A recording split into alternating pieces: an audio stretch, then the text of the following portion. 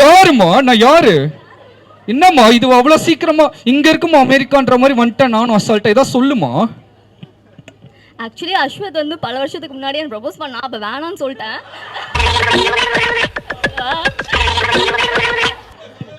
சொல்வதெல்லாம் உண்மை இல்லை. ஸோ அஸ்வத், இப்போ நீங்க ரெடியா இருக்கீங்களா? சொல்லுங்க, நான் என்ன பண்ணணும்? இன்ஸ்டாகிராமில் வந்து இந்த ரீல்ஸ் பண்ணுறது,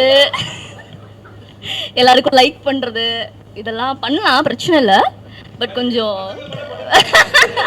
அதெல்லாம் ஸோ அதெல்லாம் ஓகே உங்களுக்கு? ஓகேங்களா? சரி, அப்போ கை காட்டுங்க.